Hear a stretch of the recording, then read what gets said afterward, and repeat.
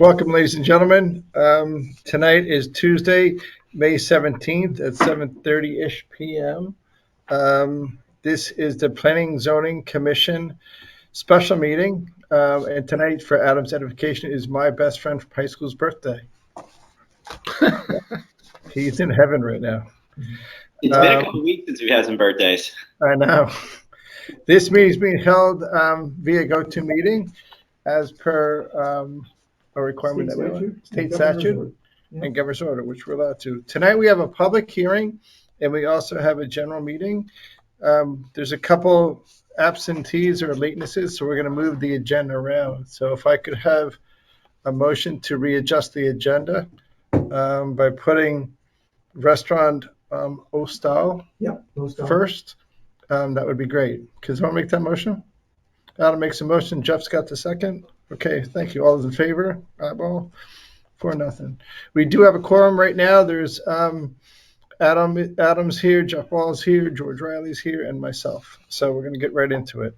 Okay, the first item on the agenda is continuation of public hearing regarding special permit application number 327, Restaurant Lostal at 42 Center Street. Proposal to establish a new 442 square foot restaurant wine cellar with a satellite kitchen and 10-person tasting counter. The 0.287 plus or minus acre subject property is located on the north side of Center Street, approximately 125 feet west of its intersection with Old Kings Highway south, and is shown on Assessor's Map number 72 as Lot 45 in the Central Business District zone. The hearing was opened on May 3rd and was immediately extended to tonight. Gentlemen, what do we got? You may recall that about a year ago, Lostal moved into the space formerly occupied by Backstreet, longtime tenant there, and Lostal's been in that space for a year. And what they're looking to do is set up a 440 plus or minus square foot space in what used to be, I remember it as Tommy Toes or Diorio Printing, which is to the right as you're looking at the back of the building. 440 square feet, if you think about it, is about the size of a 2-car garage. In their application, they put in a very detailed narrative on what they're looking to do with specific hours. It's only going to be 5 to 9 p.m. It's a small space, as you can see from the floor plan. The maximum it can hold is 10 people. And again, as Steve noted, it's in the Central Business District, and these buildings are parking exempt from the regulations. What I wanted to note is we did receive numerous comments from the Chief of Police. He said the Legal Traffic Authority has no concerns of note. The Fire Marshal sent in comments. Let me just get those for everyone here. Relative to a hood system, ductwork shall be inspected and verified. They need to have work done to comply. And the Health Department said details of operation and application for plan review must be submitted to the Health Department.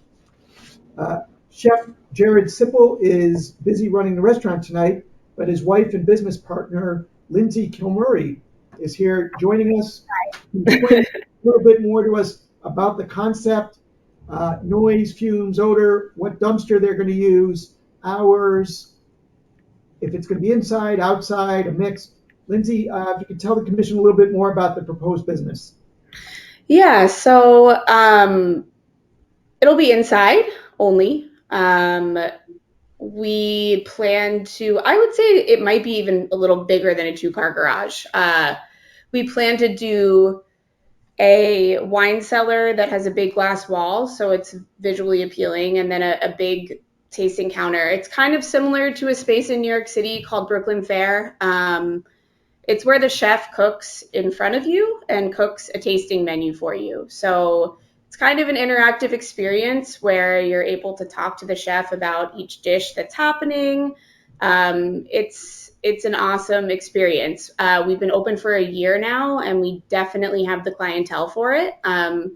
People are really excited about it, about the idea of it. And yeah, there's a lot of foodies in this town and in the surrounding towns. So we feel like it would be something that would be really special and something that isn't anywhere in the Fairfield County area. So in terms of trash recycling, we would use the same as the restaurant's using. There's two of them. There's one to the left of the restaurant, and then there's one to the left of the space we're looking at now, or the space we're talking about now. And yeah, it wouldn't be more than 10 people. It wouldn't be able to hold more than 10 people. So it might eventually be 2 seatings for a night. So maybe like a 5:15 seating and then a 7:15 seating. But we plan to open it with minimal, like maybe once a week. We're already paying rent there. We kind of use it right now as a storage unit. So it was a pizza place before. There is a hood system in there right now, which is why this even was like an idea that we decided to bring to light, because there is actually a hood in there right now from a pizza place that I believe was there before the print shop. So yeah.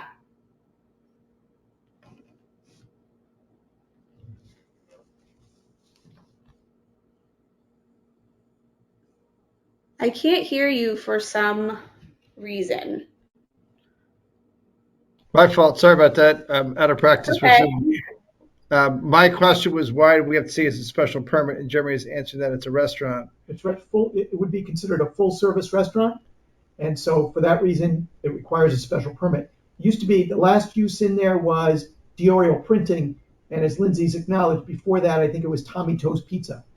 So There might have been a use in between, but and she noted. Yeah, the only plans that we've seen are actually from a pizza place. So we saw those, and we have equipment actually in my home in my garage right now. So it kind of was just an idea that my husband and I came up with, and he has become close with a lot of our regulars, and it became kind of an idea that we thought would be really cool to have around here. And then possibly to use it as a place to do wine tastings and, cheese tastings and kind of a specialty room to use for these cool things for people around town. That was kind of our idea.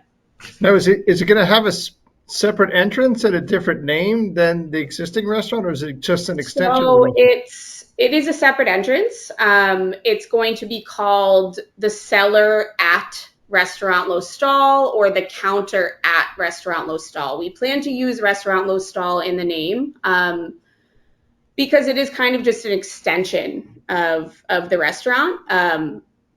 We definitely feel it's kind of a counter or a cellar. We haven't decided on the exact name yet. But is it going to be physically connected with the door to the restaurant? Can you walk? It is not physically connected, no. So it's a separate entrance. Okay, that's why. Yeah, it's separate. It's a new restaurant. It's a new restaurant attached to the old restaurant. Right. Okay.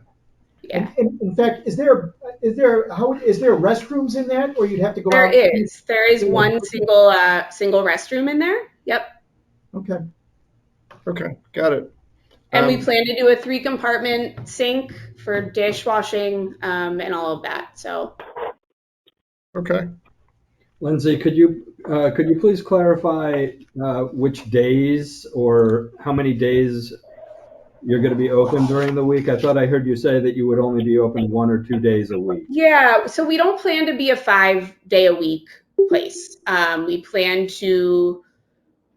It's kind of going to be a 1 to 2 day a week. We haven't decided on the exact days. To be honest, it's very difficult to hire in the kitchen right now. So it would be very difficult for my husband to leave the kitchen full time at the original Low Stall and be 5 days a week at the new place. So our plan is to have it be a couple nights a week. The nights a week, we're not sure. I would assume it would be Friday, Saturday.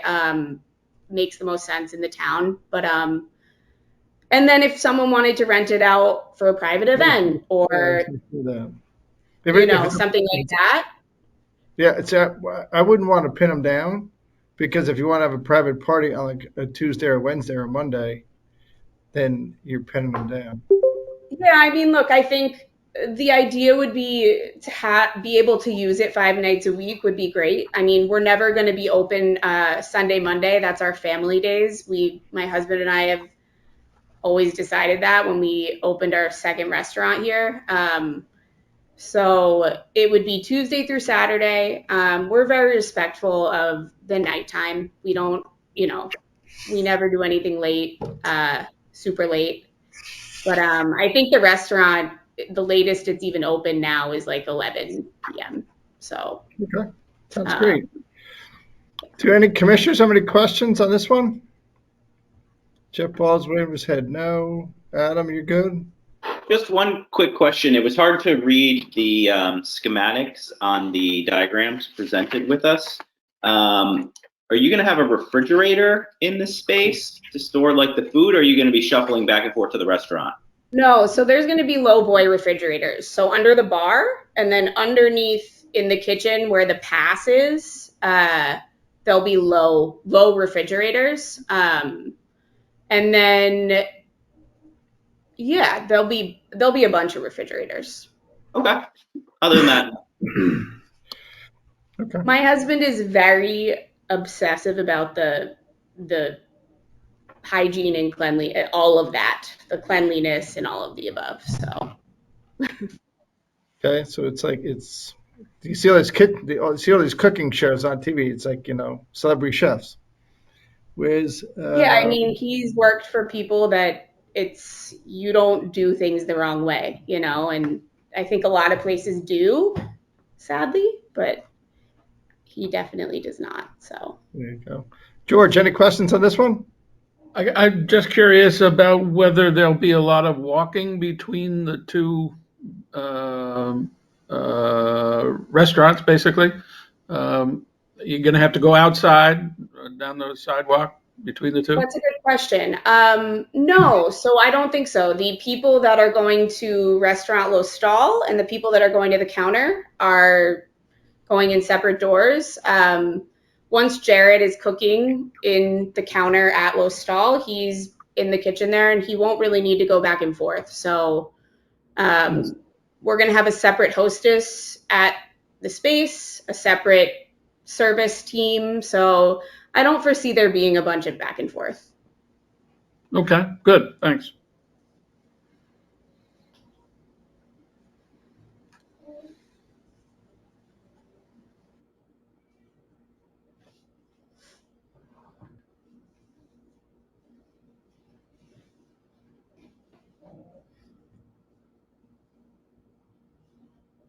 I think we got everybody. We appreciate all your time, Lindsay. Thank you for the Thank you. explanation. I don't think anyone's here from the public. Yep. Would anybody in the public like to speak to this application? No public. I don't see anyone there. So with that said, I would entertain a motion to close the hearing. George makes a motion. Jeff Ball makes a second. All those in favor? 4-0. 4-0. Okay, Lindsay, what we do is we deliberate this application. Are we going to do this tonight, deliver tonight? I don't think so, but we'll try to have a decision ready for probably June 7th would be my guess. Fred, June 7th, you think? Okay, Yeah. that's June pretty 7th. straightforward. We'll call it June 7th. Okay. Lindsay, what we do is we'll deliberate this and make and then do a resolution. So hopefully we get you up and going. It's pretty straightforward. It seems like it's a very nice concept. But Thank you very much. Our next meeting, I Thank think, you. is June I 7th. appreciate you all. You're welcome. Thank Thank you. Good luck. Bye. Jim Rand here yet? No. No. And Karen Gately's not here yet either. Okay. We're going to move on to the general meeting. We're waiting for some attendees for the first item on the agenda, which is Pemberton 16 LLC. So let's skip to the general meeting since we already changed the order. The first item on our general meeting is Federal Realty Darien Commons Heights Road. Update on the project status relative to the first floor tenants and discussion regarding tenant approvals. Tonight, I think we have Sarah Ford with us. Yep, she's on her microphone. I don't think her camera's on, but that's okay. A couple of weeks ago, we had an update from Baywater Properties on what's going on over in the corporate district. So tonight, Ms. Ford and her team wanted to had some questions for us and make some presentations and bring us up to speed on their project directly. So, Sarah Ford, your microphone's on. You want to take it away? Oh, there she is. Look at that. She's got a construction zone in the background just for kicks. Welcome. Yeah, so thank you. So in terms of an overall project update, our R1 building, which is, and I can attempt to share my screen. But you have to make her present. I don't know if this is going to work. So maybe not. We can give you permission to share your screen here.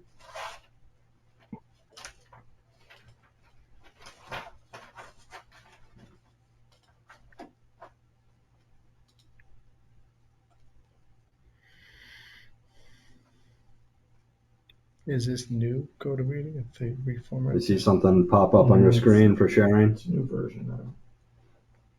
I do, but it's not letting me pick the PDF I want to share.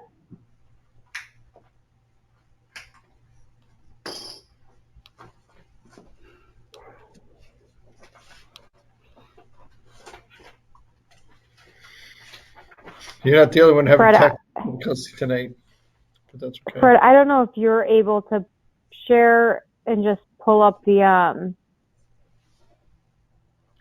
site plan that I sent you on Thursday that shows the retail ground floor. I don't have access to it on the laptop that we're on. Jeremy's holding yes, something. Jeremy, that's it. So why don't we just ad-lib here? The bar building up along parallel to West Avenue, that's what we call the R1 building, 102 Heights Road. We are full steam ahead on that building. We've begun our residential leasing. We have 15 leases so far, so we're excited about that. With first move-in scheduled the end of July and into August. So we're definitely excited about that residential leasing momentum, and are underway with, a few leases on the ground floor of that building, and are equally working hard to deliver the R3 building, which is the dog-leg building. R1 has 58 residential units, 8 of which are affordable, and the R3 building is the 64 unit building, 8 of which are affordable. So that second building we anticipate delivering Q4 of this year. So we'll have, begin residential leasing on that building once we've made more headway with the first building. And also have been having some good momentum with our retail leasing on the ground floor of the R3 building. Just for the public's edification, inside Town Hall's office, we have a site plan, and it names 1, 2, 3. In addition to Equinox and Walgreens and Citibank, there's 1, 2, 3, 4, 5, 6, 7, 8, 9, 10, 11, 12, about 12 or 13 tenants on here, many of which we've spoke about before and been announced, which is one is Van Leeuwen, that's the ice cream place, Gregory's Coffee, and then Seymour's is one of your latest and greatest. That's all over your social media account that everybody's seen. The pizza place, the restaurant, Sweet Greens, and a few others. Okay. Good, Sarah, keep going.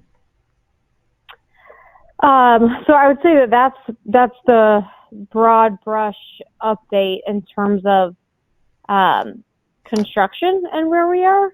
I don't know if anyone has any specific questions for construction. Otherwise, I can move on. Any commissioners have construction? Nope. George saying no. Adam saying no. Jeff Paul's okay. We're good. Thanks, Sarah. Okay. Steve, can do I you ask want me to? Can I ask you my two regular questions?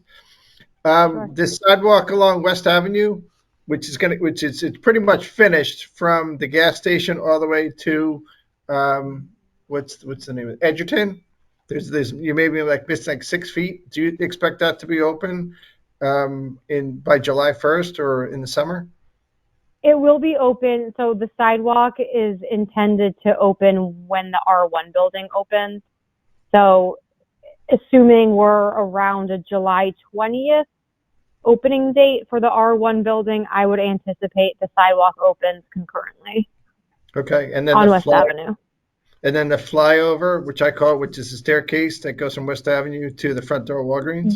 That will be open as well. If we can get it open earlier safely, we will.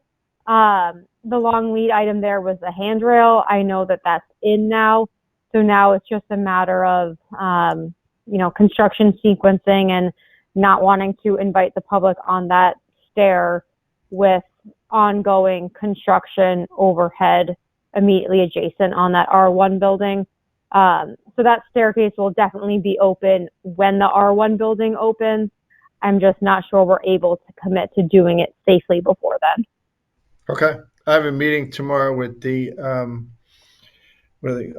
Commission on Aging, and they want to know about the walkability of the downtown and the Roten Heights in the future, so I can relay that information. I appreciate that. Thank you. Okay, great.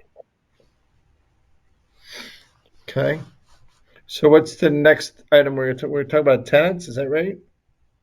Correct. So we've entered into a number of leases so far for the retail tenants, and I had circulated a spreadsheet that speaks to the square footage of the tenant, the type of tenant, generally broken down between retail, full service restaurant, QSR, so a quick service restaurant, which is more like a sweet green. We've got a fitness concept, solid core coming in, as well as a couple more personal service type uses, a wellness studio, a nail salon. So those are the uses. And I think, Steve, the idea was the special permit had language in it that required a larger special permit process for each individual tenant to be brought before the Planning and Zoning Commission, and wanting to try to streamline that and get these uses, these are specific retail uses, approved tonight, and then with the flexibility to have staff at a staff level approve them moving forward. 100% agreed. So to the commissioners, in your packets, you got the spreadsheet that Sarah's referring to relative to retail. The total retail, I guess, this is leased out today, is 13,870 square feet, and the remaining balance to lease is 28,359. Well, that, Steve, so that's specific to the retail square footage, and which was approved for retail. Yep. If you keep looking down that bar, you can also see the restaurant square footage, bar, fitness, etc. Okay. Yep. Sorry. It's okay. So in total today, if I'm reading this right, we have 9,173 square feet of restaurants already leased, and there is 5,643 to be leased. What we did in the special permit, everybody, for edification, on the top of the chart, it says retail 42,000 square feet, restaurants 14,000, and then fitness. Then there's another item that says bar. What's the bar for? Bar is part of a restaurant. So what we did, we separated retail, restaurant, and bar. Okay. What we've considered is quick service. Since then, of course, this was approved back in 2017. Right. Since then, the regulations have changed relative to quick service restaurant and personal service, So what we've been working with, staff's been working closely with Sarah and her team on, okay, considering full service restaurant and bar, those are separate, and we put the quick service restaurants and the personal service, the nail salon, in the, I'll call it the retail bucket, the retail Right. 42,000 square feet. Okay. So we've been working with that. The ARB, the Architecture Review Board, is looking at every sign for every tenant. They're looking at what color each tenant is painting the walls. Some tenants are doing their own thing. But we already had a concept. We had the concept, and now they're just drilling down because Okay. as they get new tenants, and Sarah can attest to this, you know, each tenant wants their own little spin on these are our colors, or this is the sign, and this is where we hang the signs. So there's Sarah has hired, I'll call it a development director, Julie Brock, who's coordinating all the tenants, and Julie is all working with them when they go to ARB to ensure that their consistency in terms of sign locations, where the signs are going, Okay. how the facades look. So a lot of this, the details of those are being run through ARB. But as staff, we're looking at just the spreadsheet that Sarah gave you to ensure that the amount of square footage matches what's in the resolution that the P&Z approved 4.5 years ago. Okay.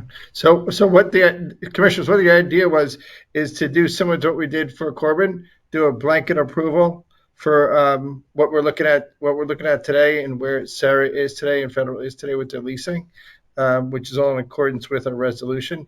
Because what I didn't want to do is have to, you know, quote unquote, approve every tenant every single time somebody showed up. So we can knock all this out in one fell swoop. Then Sarah can keep going. If there's any other tenancy that maybe does not fit within the silos that we created, then we can talk about that at a later date. But the object to the game is to keep the ball moving so these guys can get the whole center to the extent they can, get their building permits to build out the inside and get the center open, you know, September 1st, October 1st, something like that. So if everyone sees the spreadsheet that we have in our packets, it gives you a great detail to date where everything is, and other items to be determined and whatnot. So it's pretty straightforward. That's where we are, right? Is that a good summary, Sarah? Yes. Okay, great. Just open up to, because we're gonna do a general meeting. I mean, a vote on this, right? Just to approve it as we go And forward. That's the way knowing that's the way we want to go Yeah. forward. That staff continue to work with Sarah and her team as she brings tenants to us Right. to ensure that they're consistent with that resolution from 2017. Right. So certainly, if we find that there's a tenant that doesn't fit with the categories, We come back. they either have to change the approval or come back or whatever. Okay. And again, to fit the maximums, we're keeping close tally in terms of the square footage to make sure it matches. Certainly, ARB, as I said, is looking not only at the facades, they're looking at details for outdoor dining as well, Yep. which is something that the resolution did envision that the ARB would be covering that as well. Okay. And when we did, for the commissioners, again, when we did the update from Mr. Genovese over on Corbin, he moved some square footages around from retail, out of retail into restaurant. I think we just adjusted a little bit, and he made one space that was supposed to be a retail space into a restaurant space. I don't think Federal and Sarah are at that point at this point in time. Is that a fair statement? Correct. Okay. So they still have, quote unquote, 5,643 square feet of restaurant space available to them to put into the restaurant someplace. Does anybody have any questions for Sarah about the submittals that she put in today? Adam, you good? Okay, George, you're good? Jeff, you're good?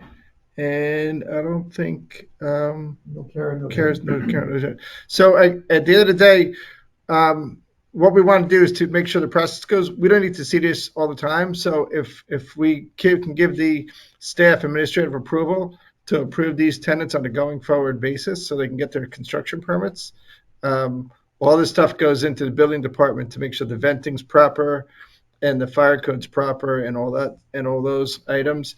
In the resolution, it did say the planning and zoning department or people or commission have to approve all this stuff, but we want to give it to the administrative staff, so we don't need to sit there and talk about venting of restaurants for a major developer around the country that knows what they're doing. Okay? Anything else? That covers it. That's pretty accurate. Okay. Okay, so how do you want to talk about a motion? A motion to approve what's submitted and Yeah, administrative approval? just kind of what you summarized is motion to continue to have staff work with Federal Realty, reviewing the tenants, making sure they fit the approval, and if there's issues or concerns, we bring it back to the commission. Okay, great. I can say something like that. Sarah, is there anything tonight that you want us also to review and hopefully approve immediately? I don't think we have anything else tonight, Okay. All right, unless you're fantastic. thinking of something that I'm not.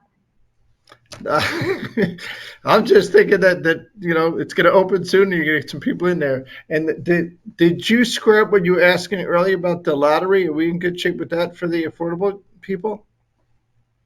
We're getting there. So I think we just received some additional feedback from Jeremy yesterday that we have drafted into our lottery plan, and now I can flip that back over to Jeremy for hopefully the town's final review and approval of the lottery plan. The affordability plan has already been recorded in the land records, so once we get the thumbs up from Jeremy on the lottery plan, we're good to start marketing those affordable units.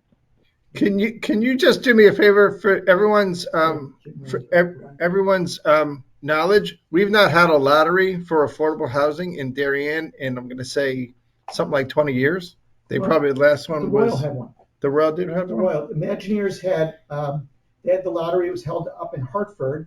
Allie Ramsteck of Human Services went up to see kind of firsthand, but that was the last one we had for those.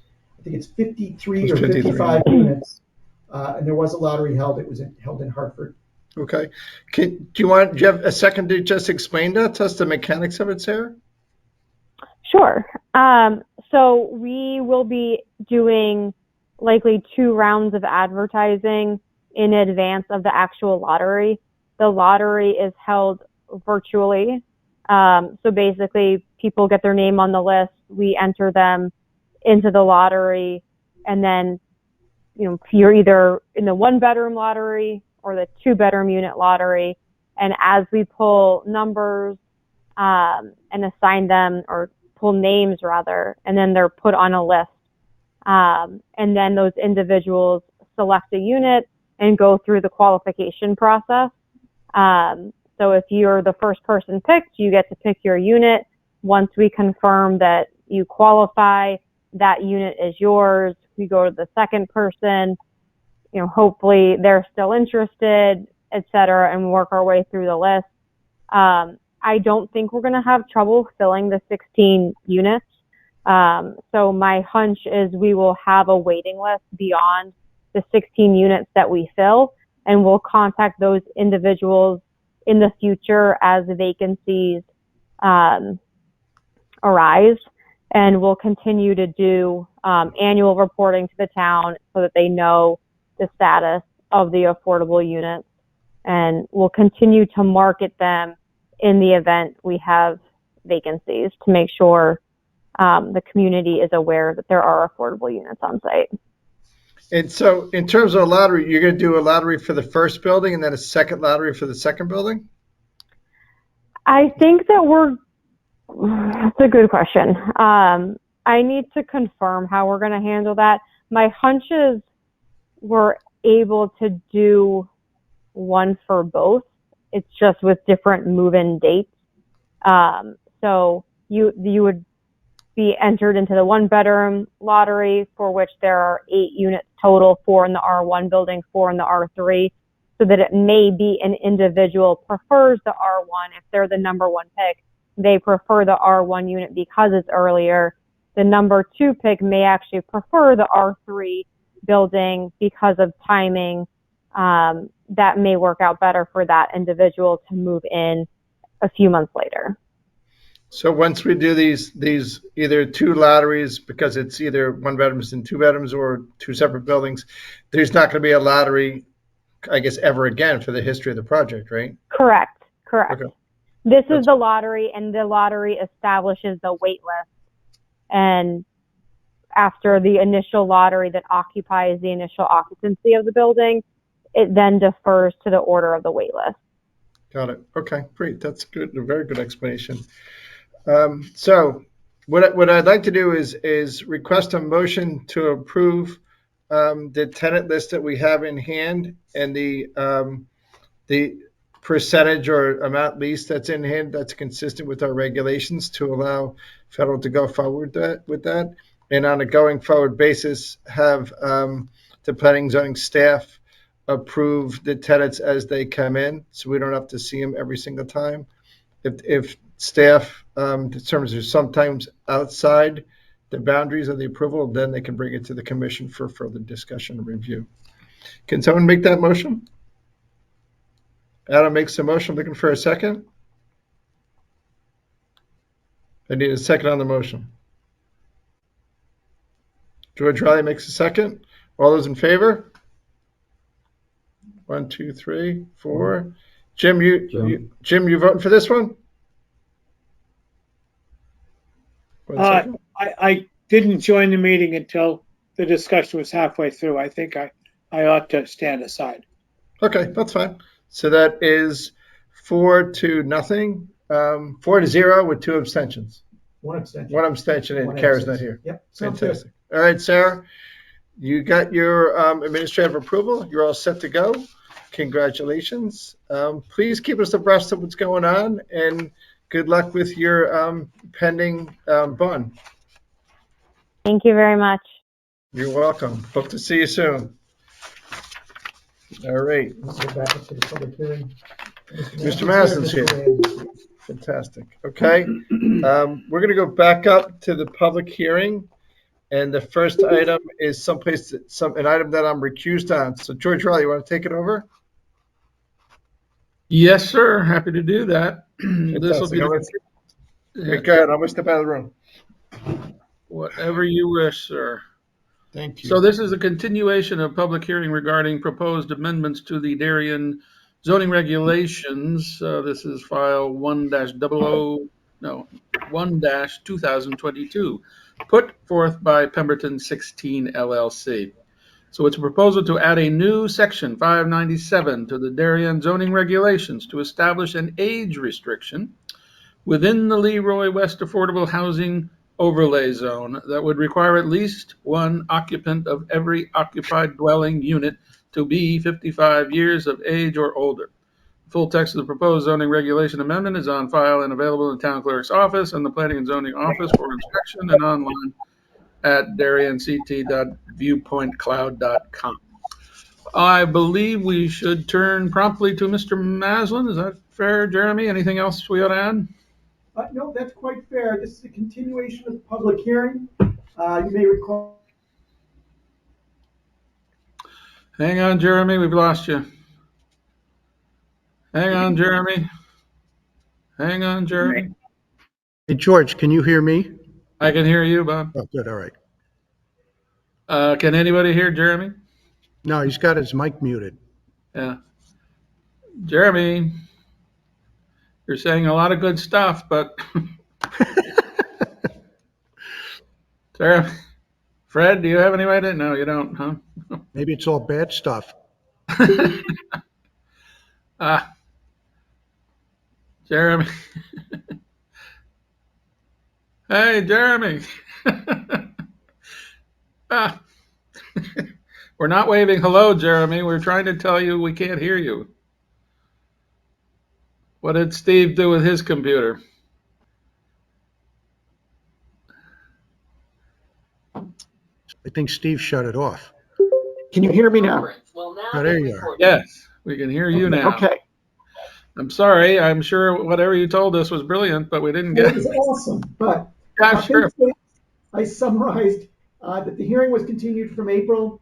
At the April meeting, I believe there was a submittal of an old 2018 parking evaluation from Michael Galante, and a letter dated March 22nd, 2022 from Fred Conzi, Susan Cameron, Reese Hutchinson, and Ed Voigt. Mr. Maslin has been nice enough to continue this hearing on to allow us to have a quorum and pull this all together. Bob, I don't know if you want to pick it up from there. That pretty much summarizes where we've gone with this, is my recollection. Yeah, Attorney Robert Maslin representing the applicant. We completed our presentation, and I don't remember the date, but the hearing was left open because someone asked that a letter that Michael Galante had written in connection with one of the earlier applications be submitted in the record. Since then, I looked at the application files and came up with one letter that I submitted. It's a December 28, 2018 letter that we submitted for the record. And I think the submission from the prior members was already in the record when we opened our hearing. By the time we opened our hearing, I could be wrong, but I don't really have a response to it at this point because I remember it being in the record. I want to just thank you for putting up with my request for a continuance. If I had shown up in person and started coughing because I had a cold, I think it would have caused mass hysteria in town hall, so I opted to stay home and asked to continue the hearing instead. But we had completed our presentation. I don't really have anything to add at this point. Mr. Acting Chairman Riley, and Thank you, sir. Well, we're glad that you are not coughing in your own home or office or wherever you are. You sound fine, and that's good. thank you. Just to refresh my memory and perhaps the other commissioners, currently the rule is that everyone who resides in an apartment in that building needs to be 62 or over. Is that right? Or That is my interpretation of the way the federal and state exceptions to the age discrimination statutes work. However, the Darien zoning regulations have a different definition. That definition is at least one person in the unit has to be 62. okay. And it's inconsistent with the federal regulation because there are no requirements for marketing and tracking and all the other things. Okay. Now I know you'd have addressed that. That's the difference. And to clarify that, we thought, well, the better way to do it would be to ask for a regulation that would set the age at 55, impose the federal regulations on marketing and tracking and everything, and then add to that 597B, which clarifies the parking requirement at 1.5 spaces, because under the way that the Stefanonis drafted the original application, it was not really the clearest. Okay. So that's the other thing we did. Okay, and the 1.5 is consistent with our new rule then, right, Jeremy? Didn't we? Yes. Yeah, It's, okay, yeah, for elderly housing, yes. okay. And we're talking about one person over the age of 55. Correct. Yeah. And by the way, in every unit, not In just every in. unit, yes. Mhm. You mean including any affordable unit? Is that what- Yes, Yeah, that's it, okay, good. yep, all the units. Okay, so let me turn to the commissioners, see if there are other questions. I see Mr. Balgach and Mr. Rand at the moment. There's Mr. Ball. Any of you want to, Mr. Ball, got a question? No. Mr. Rand, Mr. Balgach? As of now. Okay, thank you. All right, so let's turn to the public. Is there a member of the public who would like to speak on this application? Hello? I think Mr. Ball's radio was talking to us for a second there. Anybody in the community here want to speak up? Fred, seeing none, right? I see no one at the moment. Jim Rand. All right, Mr. Rand wants to, yes, sir? I didn't have a question. Maybe that's not entirely correct. You have the floor. Do with it I what you want. understand that there has been one or more owners of this property. While we're talking about the same property, we're talking about more than one applicant. Is that correct, Jeremy? I think Bob can answer that a little better than me. I think it's just yeah, Bob, can you answer that question? I don't know the answer to that question. Well, the applicant is Pemberton 16 LLC, which is the declarant on the condominium. And it also is the record owner of the 11 market rate units. So it's in this as two capacities. But it's not the same applicant as when we first considered this thing. Yes, I believe it is, yes. It is the same applicant? When we first considered what? The, When this applicant, Leroy West. oh, way back in the beginning, Yes. that was the Stefanonis Okay. individually. The problem I'm having with this, and I've had all along, is there was an application, the Stefanonis, for one of a better word. They made an application. It was declined. They went to court. They got what they wanted. And now they're asking for something else. And I don't frankly understand what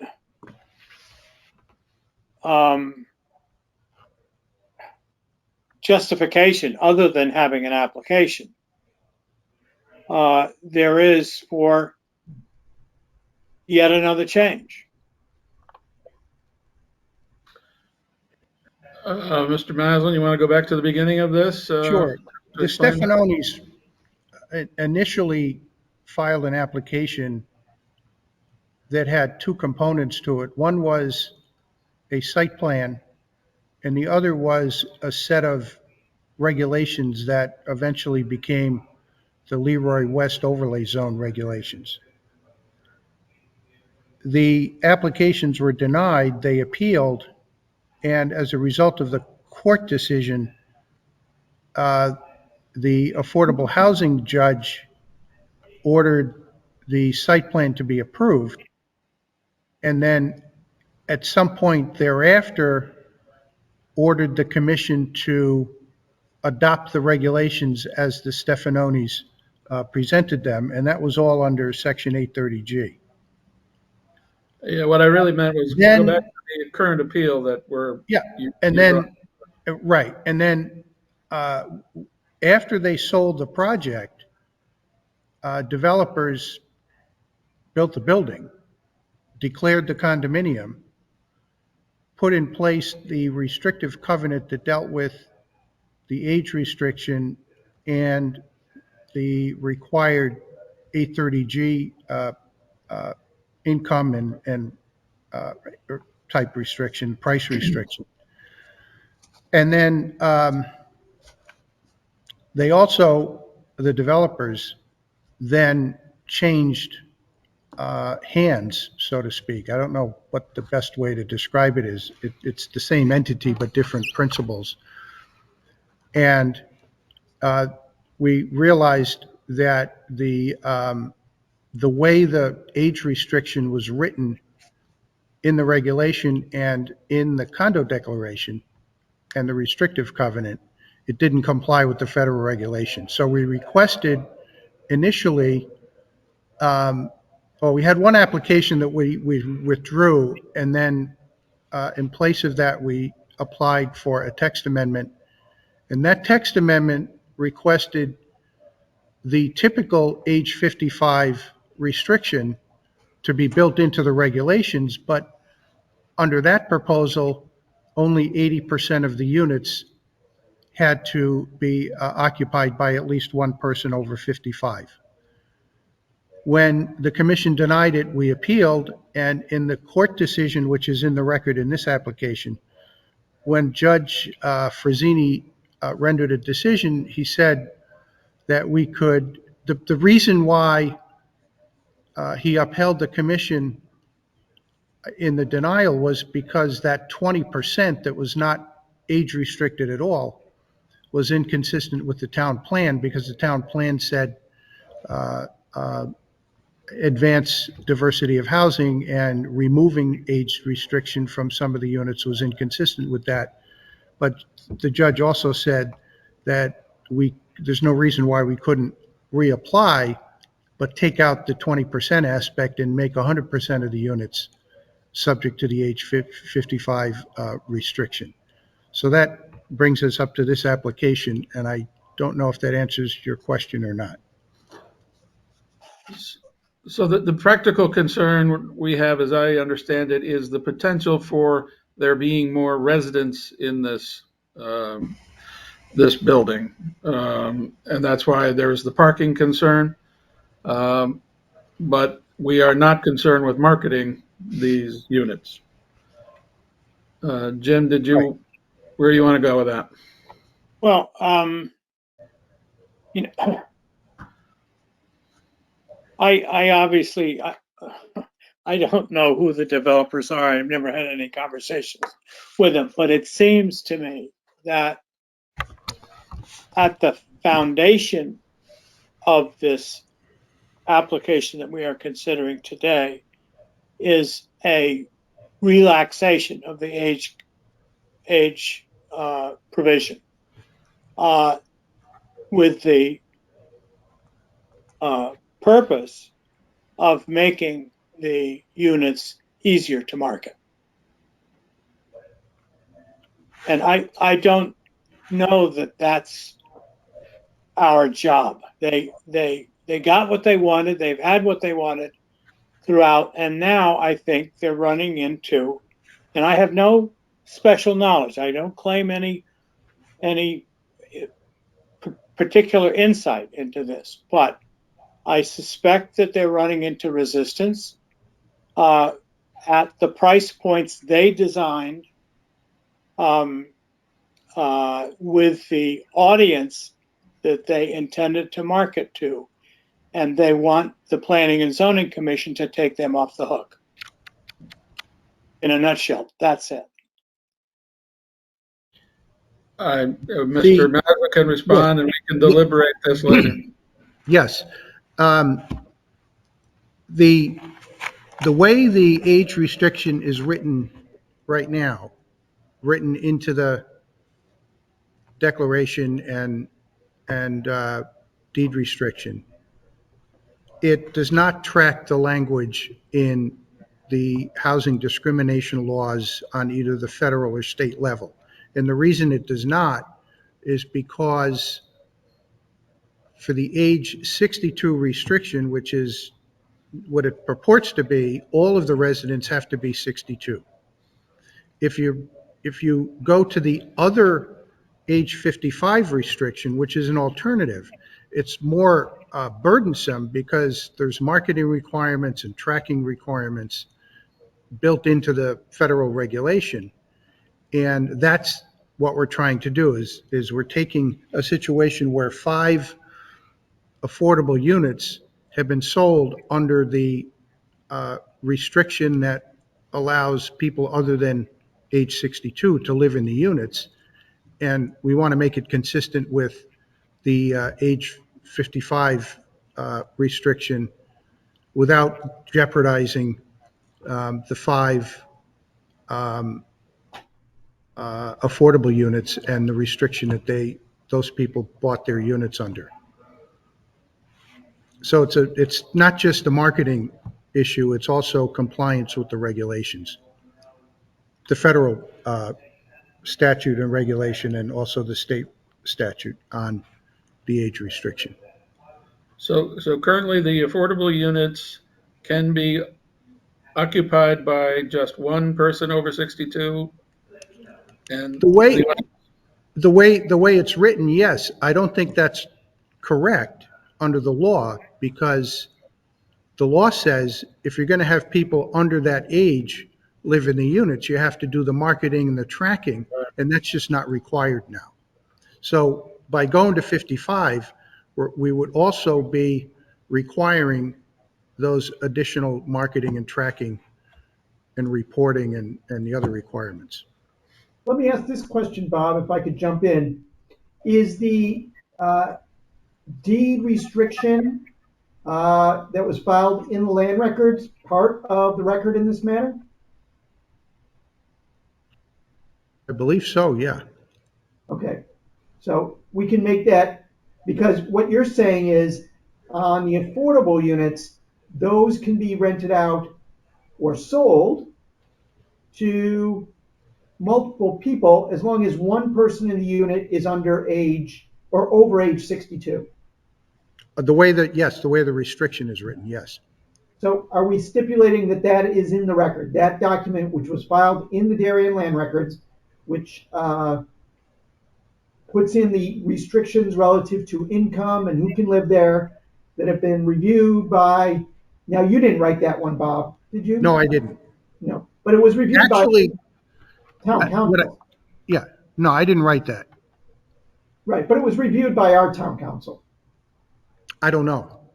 Well, Nobody picked up on the issue is how this all evolved. So we'll stipulate that that's part of the record in this matter. Yes, of course, yeah. Okay.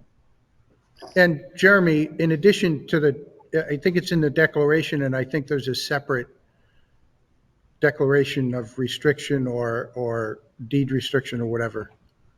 I think there's two documents on the land records, but, Yes. and I know they were in the record in the appeals, so that meant it had to be in the previous application, and I think we already incorporated that, so yes. Okay. I will circle back with you in a day or two to make sure it's in.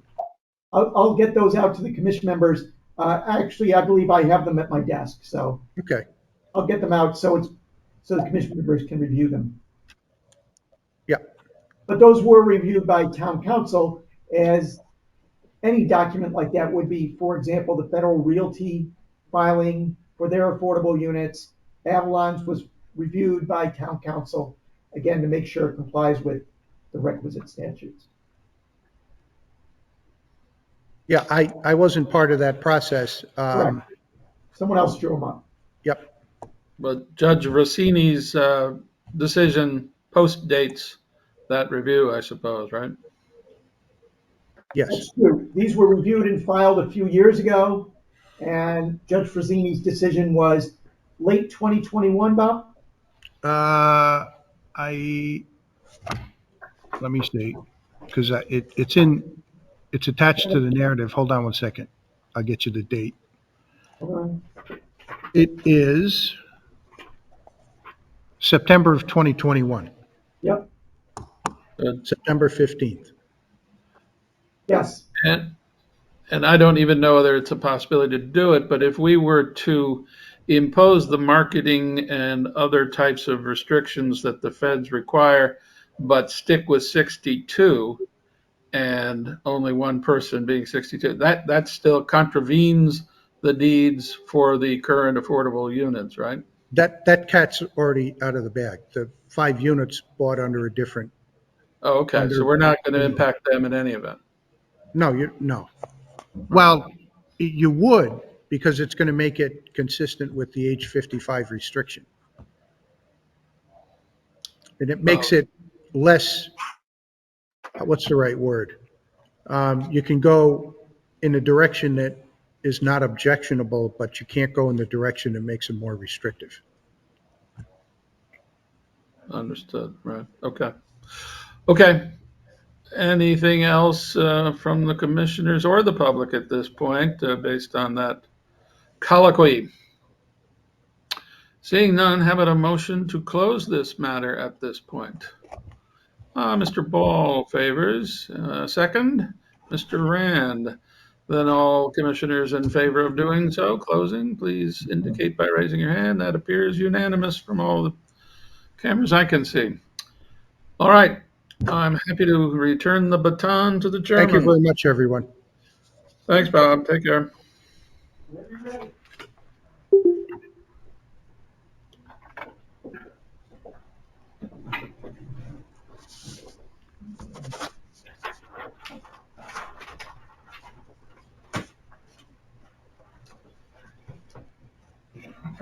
Fantastic. Yeah, I was afraid that if I close this thing, the sound would go off. Right now I got a blank screen. I gotta log out It'll, again. come on in a second, I believe. Did you put a password or anything like that in? Sign in. I got it. Oh, all right, got it. My face will come out in a second, maybe. We've got your best angle, Steve. Ooh, the logo. That was for Fred. Fred took a swipe earlier. That's true. I did. I think I swiped at Fred. Sorry, man. All righty. Thank you, Mr. Vice Chairman, for taking over and taking care of that. We're going to go back to the general meeting now. The next item on our agenda is the affordable housing plan under Connecticut General Statute number 830J, discussion of Chapter 6 of the plan, strategies and action for implementation, and other topics related to the plan, including scheduling. Written comments from the public in the draft chapter or any part of the plan can be sent to Darian CT, Darian PZC at darianct.gov. So if anybody on this call, watching on TV, any commissioners also want to put in stuff on the affordable housing plan, you can please send it. He was canceling it. Yeah. That changed it. That's you, Dave Keating. It's hurt my inconvenience. Anytime you don't want to come, feel free to send me $50. Yeah, if you might Raise come. me $50 Can you shut them off? or have them. There you go. There we go. Great. So again, anybody that wants to send in comments to the plan, send to Darian PZC at darianct.gov. Just in terms of scheduling, if you don't mind, you can chime in later. We can change it around. The draft, our plan is supposed to be submitted to the governing authorities on June 1st, which is about 13 days from now. I think it's still work in process. The executive director of WestCog, Francis Pickering, sent an email out to all the land use directors and chairman today, saying effectively, don't really worry about the June 1st deadline. The actual deadline is about 2 months out. Some different towns, there have been discussions amongst myself and some different chairmen, including Greenwich and Westport. I think Westport is going to put theirs to their RTM and have them vote on it. Actually, no, Westport is not. Westport's not doing theirs. Greenwich has to put theirs to their RTM. So they still have time on theirs. Norwalk said they're not going to be done on time. So I want to have Jeremy fill us in later with Dave Keating on where we are in scheduling. But the June 1st due date is not, I guess, it's not hard and fast.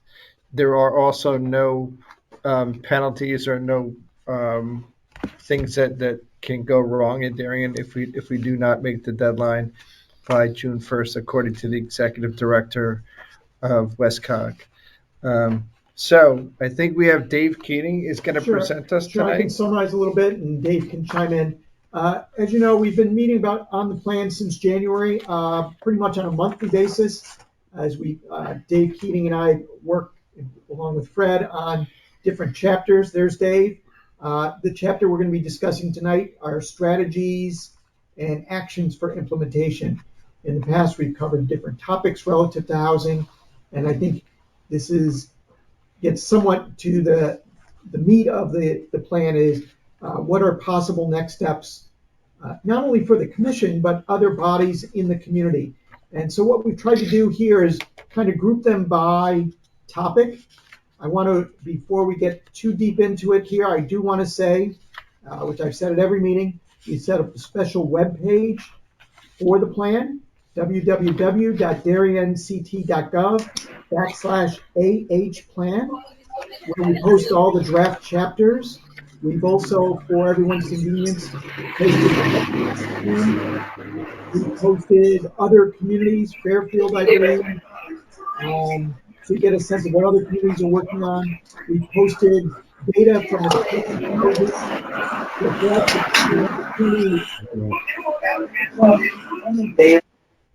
to get word out to the public And also at the top of that page, it puts in the link that Steve just mentioned for members of the public to send an email to get to the whole commission, darionpzc@darionct.gov.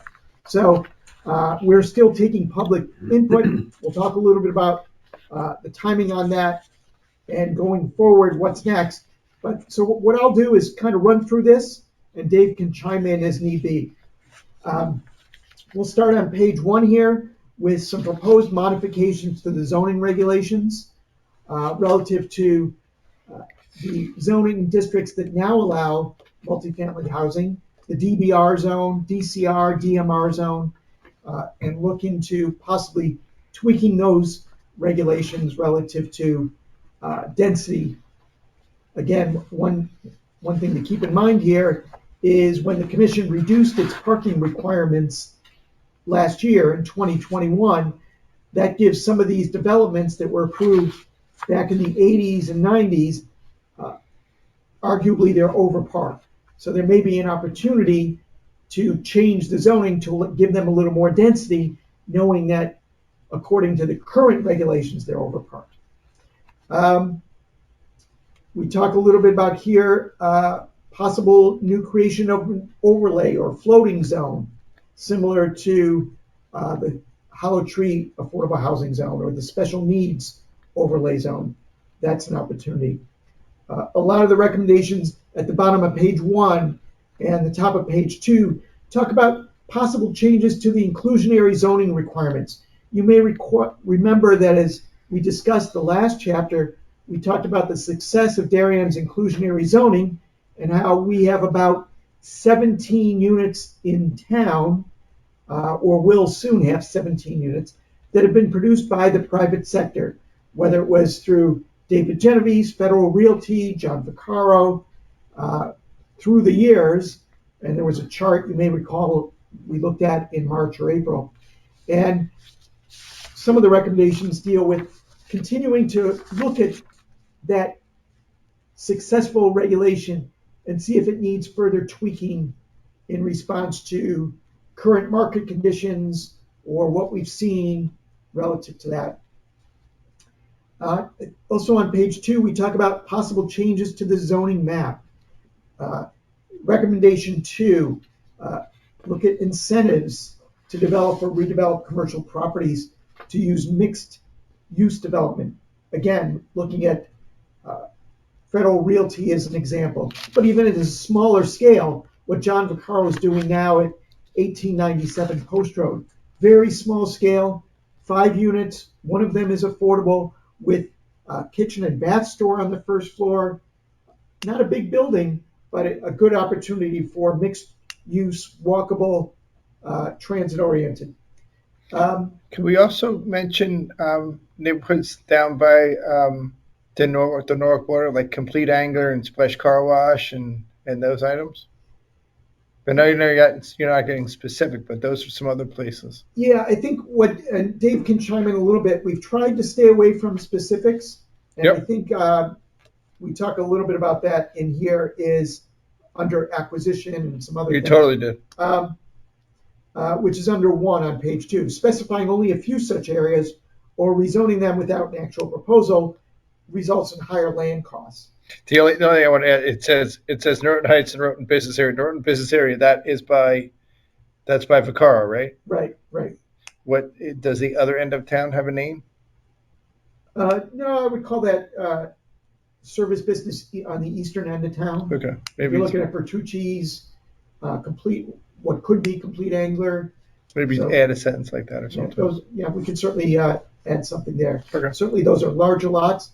Again, it's that fine balance of Because the we're all on the commercial post road. zones, the residential zones, and I think there's a concern that right now residential is super hot, notwithstanding some prior hearings we may have discussed earlier tonight. Commercial, not so much, but that could change. And driving through, say, Westport, you see a lot more apartment and condo buildings on the Post Road in Westport than you used to. Mhm. So certainly we can make that change. We talk about on number 3, talk a little bit about the moratorium. and continuing to pursue that. At the bottom of page 2 and the top of page 3, we talk about accessory dwelling units, which the commission really, after we finish completing this plan, the commission is going to need to address. As you may recall, Public Act 21-29 that was passed by the legislature last year requires the commission to either adopt something or opt out. And we have to do that, Fred, I think by October. So it's creeping up on us pretty quickly. So we put something in here about that. The commission's going to have to make some decisions. So the commission's going to have to read through these and figuring out how you want to handle that. Accessory dwelling units, whether we want to allow them pursuant to the state, whether to opt out for the time being, and more methodically think through it with restrictions, provisions. We'll talk a little bit more about that. But there should be something in here one way or the other on that topic. We couldn't ignore the topic. At the bottom of page 3 and the top of page 4, we talk about what's really important. It's not really a planning and zoning issue as much, is financing and funding of affordable housing, which is super important when you look at even the Darien Housing Authority projects, the Royle at Darien and the Heights at Darien. You know, that's what Fred Conzi used to say is a multi-leg stool with different types of financing, whether it's tax exempt, bonds, town financing. Those types of projects get financing from a number of different sources. Equity. Yeah, all kinds of things, loans.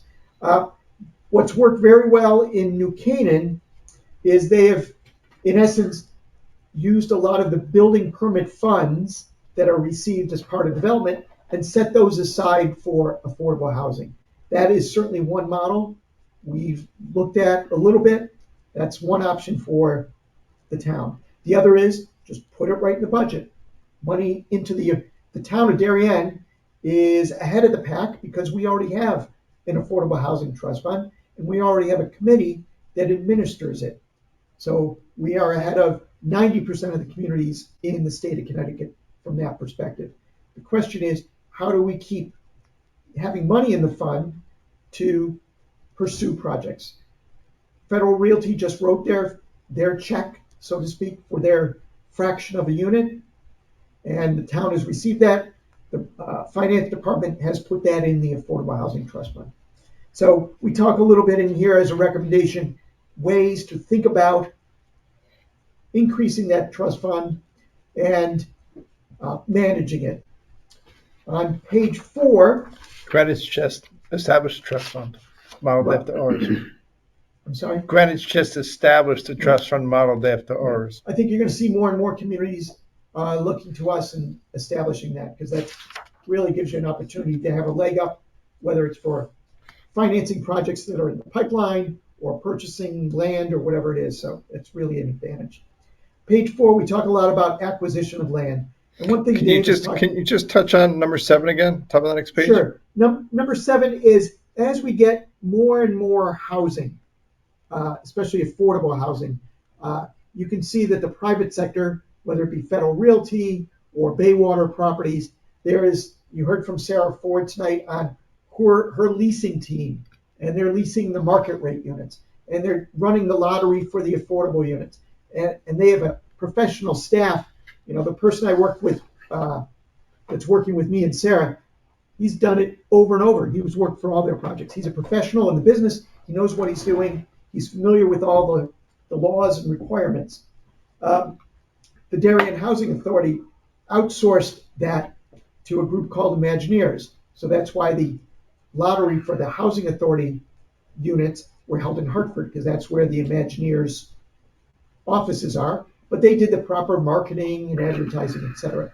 So how much our department, we don't really get into managing. We do have town council on our behalf review the documentation that gets filed in land records, consults and make sure everything is moving ahead as required by federal and state statute, properly lottery, waiting lists, making sure everything is done properly.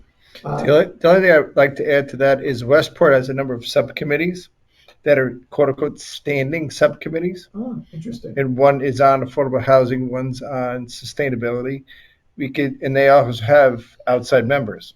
So if there's only 6 of us on the commission, you could set up a subcommittee and bring in some other professionals that have expertise in that.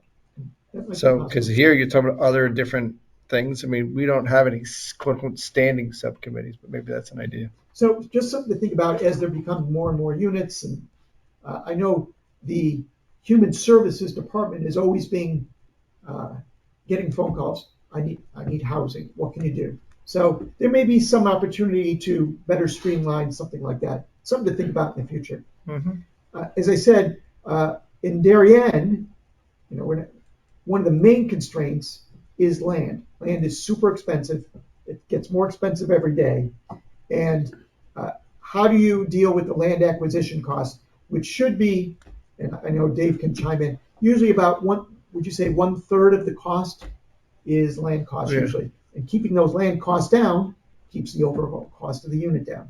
And so what we talked about here is investigating the possibility of trying to find land that might be ripe for development at a reasonable cost, whether it's from state DOT, CLMP, Aquarian Water Company. One thing we talked a little bit in here is there's a state statute relative to parklands, that if something is dedicated parklands, you can't really use it for housing without replacing the park. Jim Rand, you brought this up recently at a meeting, this statute. So what we've done is we've put the statute right in so people are familiar with what it's all about and how it really does affect or could affect where housing goes and how much, things like that. Again, that's a state statute we can't change. We talk a little bit about the end of the chapter, the Housing Authority. They have 2 properties in town. Both have been recently developed within the past 5 to 10 years. They're both fairly new. They too are really a model for other communities in terms of their success story. They got both projects moving along, construction completed, people moved in. And the question then is, are there other sites that can be either added onto either an adjacent property or a new site elsewhere in the town that can be used for another housing authority project? That should be considered. Again, the advantage of those projects is they're entirely affordable. Whereas if the private sector builds something, it might be a mix of market rate. Those projects are entirely affordable, and thus you get many more units per acre and many more moratorium points. Yep. So Dave, I hope I didn't steal all your thunder. I don't know what you might have to add or talk about in the interim, or other things that you may have thought about after we put this together. Jim Rand's got a question. Sure, go ahead, Jim. Go ahead, Jim. Just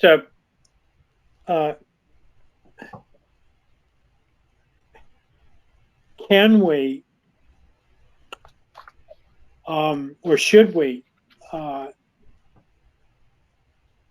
give planning and zoning a more active role?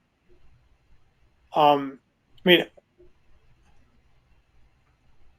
I've been critical of the way we as a town address this issue. I mean, the Procaccini property was a perfect opportunity. So was,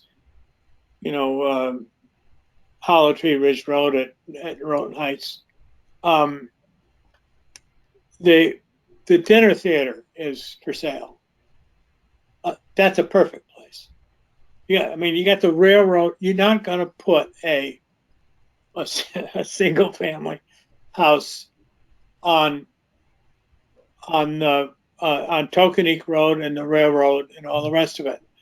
But it's a large piece of land, and there's plenty of room for parking, and to have a place which is ideally located from a point of view of transportation, public transportation, and walking to work and walking to restaurants. I mean, it's ideal.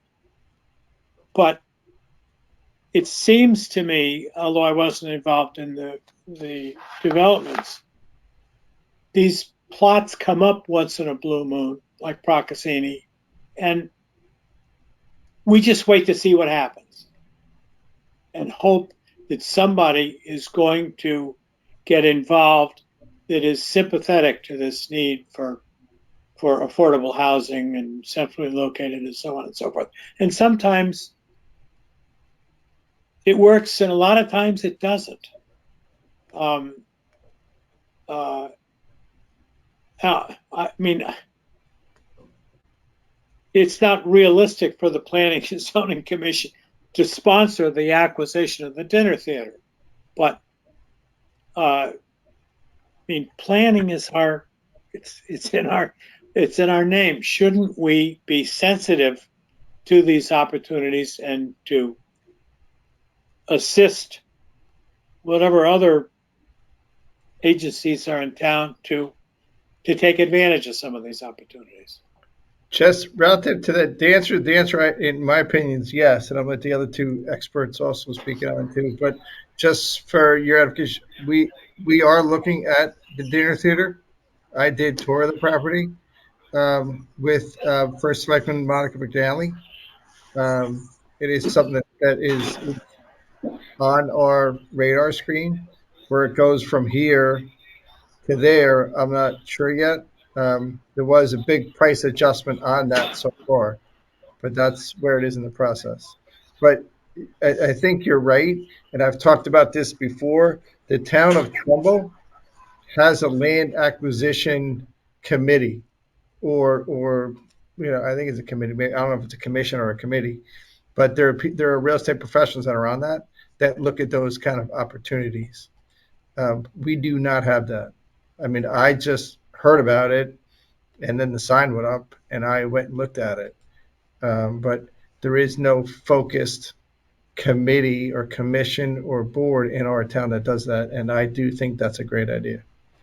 Someone that's out there actively looking for it, but I think you also, it's what Jeremy was alluding to, what the document alludes to, we have no fund existing today for that. New Canaan does. New Canaan's got, a bunch of money and sitting in a fund for that. Our Affordable Housing Trust Fund spent the money 3 times already on the money that was in there, and now it's getting a little bit more in it. But there's the asking price of that thing is like $6 million. There's not $6 million in our Affordable Housing Trust Fund. I hope I answered part of your question. No, I think Jim makes a good point, and I think you built on that, which is maybe that's a recommendation to set up a committee that can act a little quicker than, and again, the goal of having, and I think what Dave intended is, as that trust fund gets built up, wherever the money comes from, it could come from a number of different sources, at least money is on hand, and you have a land acquisition, it gets, I don't want a committee that can. It could be a subcommittee of P&Z. Or whatever it is. And I think, Jim, you're right. There is a role for one or more commission members to be on the committee.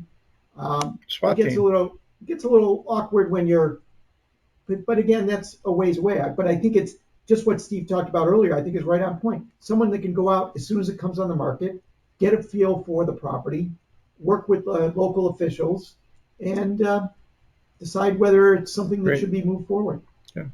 Procaccini is a great example, and they went down the road, and same with 137 Hollow Tree Ridge Road. I mean, those were supposed to be parks. But okay, Dave, want to bring us home? Sure, I'll be glad to offer a couple of comments.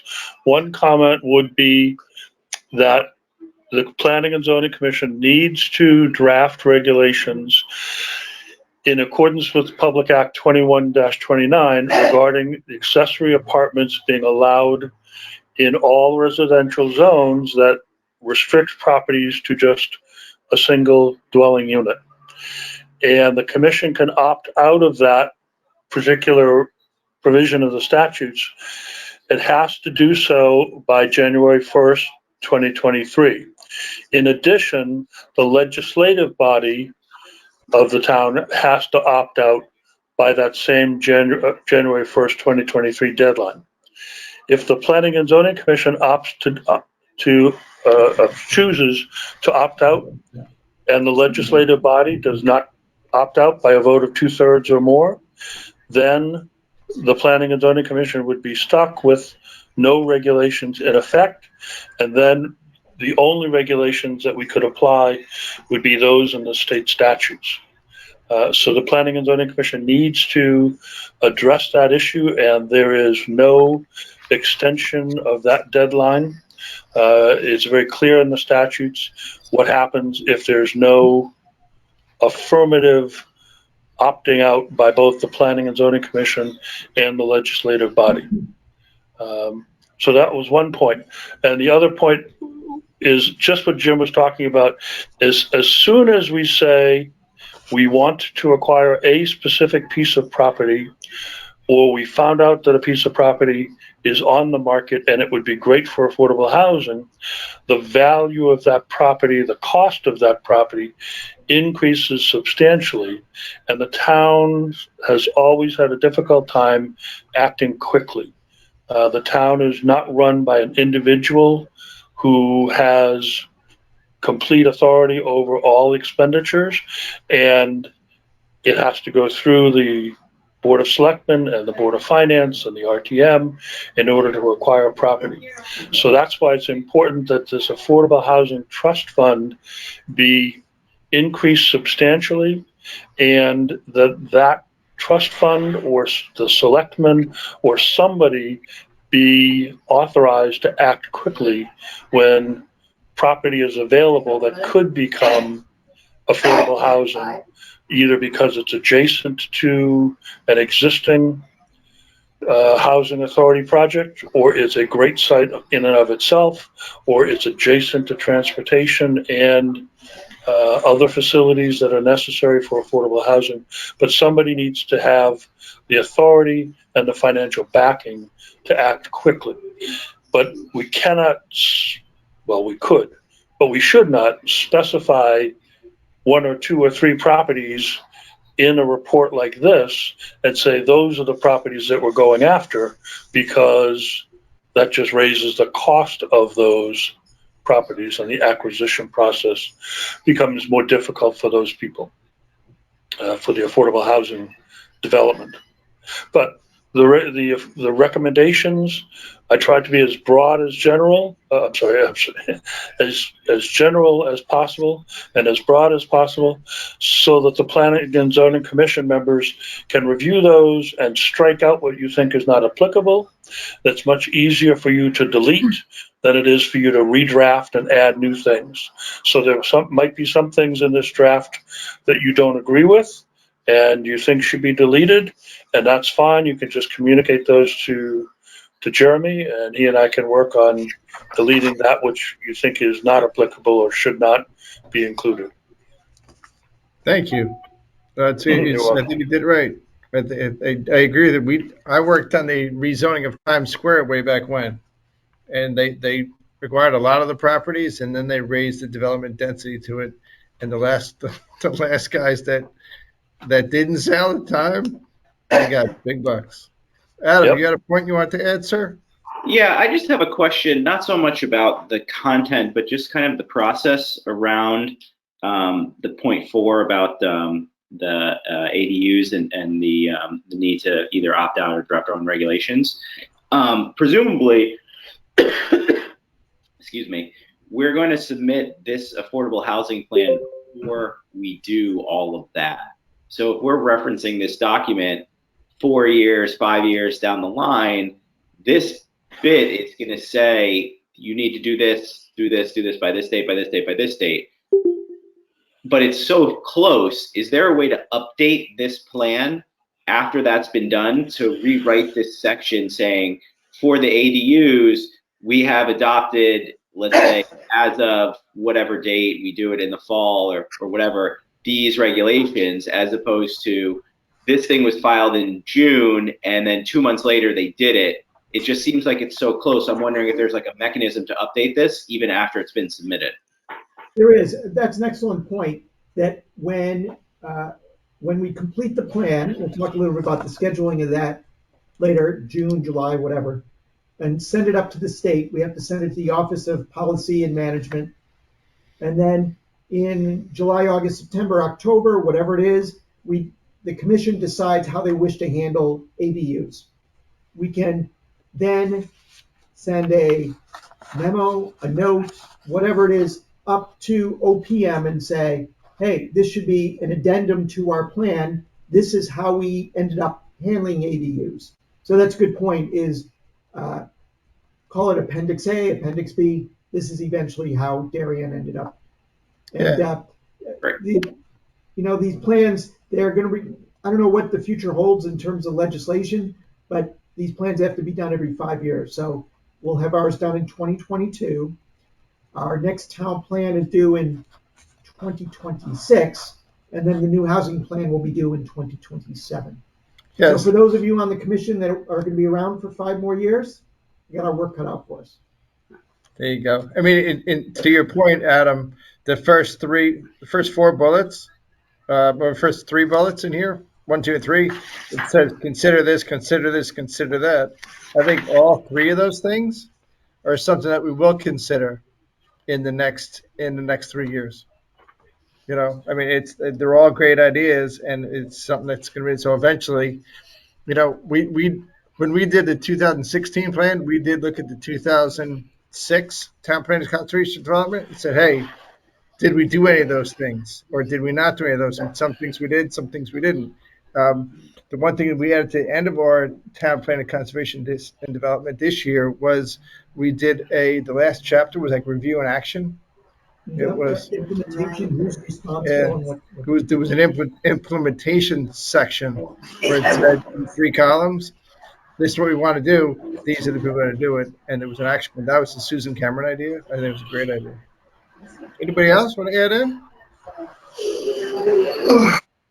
Okay, we ready to move on to the next item? Or yeah, I just want to talk about scheduling a little bit. Oh, that'd be great. Because can I ask you the threshold question though? Sure. Does it have to get approved by the Board of Selectmen, the first selectman, or the RTM? No. They gave us the authority? Nope. The statute is very clear on the housing plans when they pass this. Section 8-30J of the statutes talks about not later than June 1, 2022, and at least 5 years thereafter, a town needs to prepare a plan, send it up to OPM.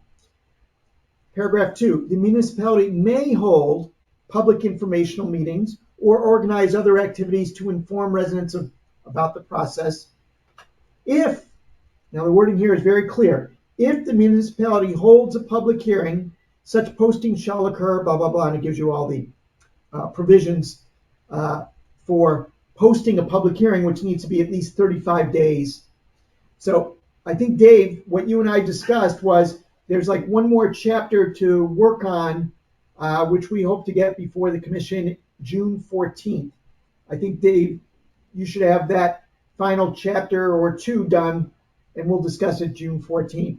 The question for the commission is, after June 14th, if the commission wishes to have a public hearing, we'll kind of build that into the schedule and reread the state requirements on the hearing. But if they're saying it has to be at least 35 days, that hearing might not be till late July.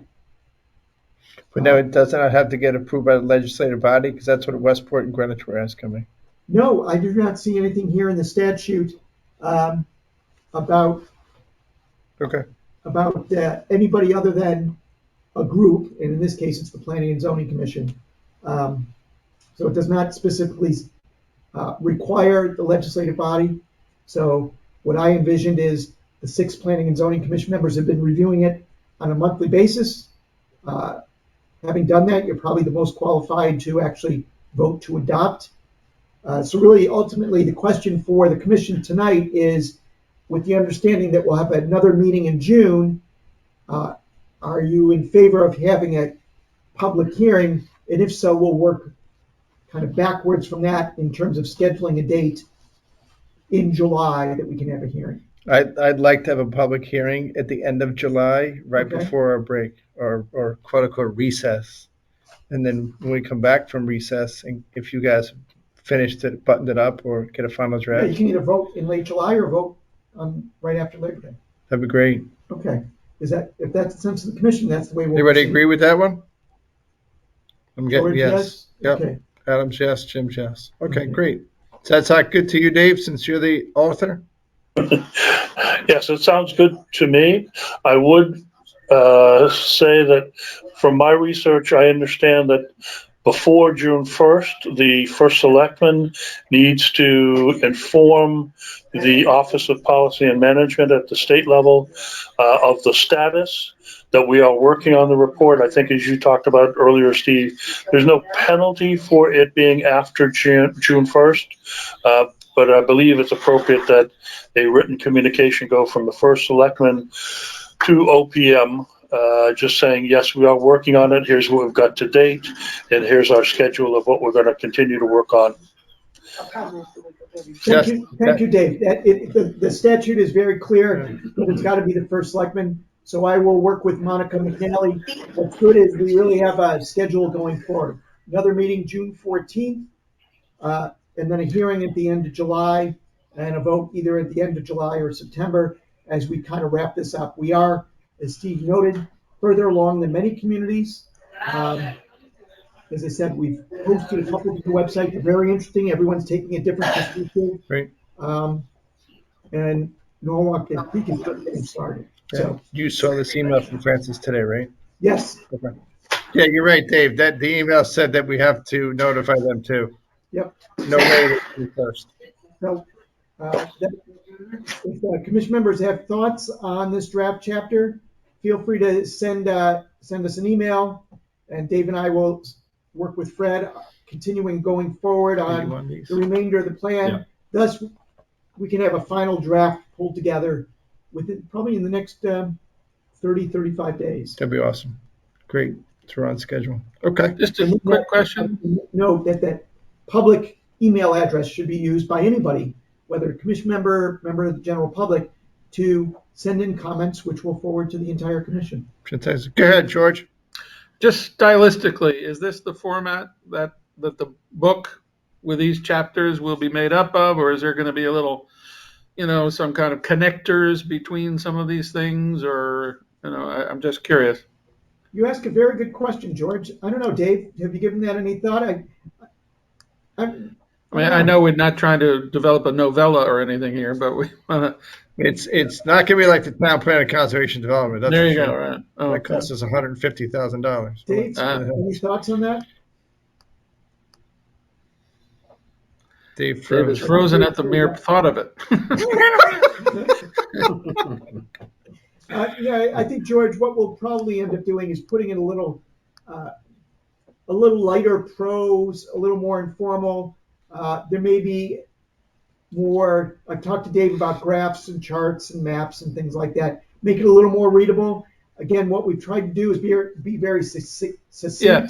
We believe if it's 30 pages plus or minus, that's probably enough, and more likely for people to pick it up and use it than if it was 130 pages. Great. So good point, George. We'll keep that in mind. Okay. I know it's a general meeting item, but does anybody in the general public have any questions relative to our plan? All right, can we move on to the next item? Sure. On to the next item. All right, folks, thanks, Dave. If you can still hear us, we're going to move on to the next item. Good. All right, next item on the agenda. Amendment of coastal site plan number 349, landfilling and greening application number 482, Mendy Kirmar, 2005 Trust at 90 Pear Tree Point Road. Amendment to prior approved plans for the 4-lot subdivision. I think we have Wilder Gleason here in his fancy new anti-office or auxiliary office.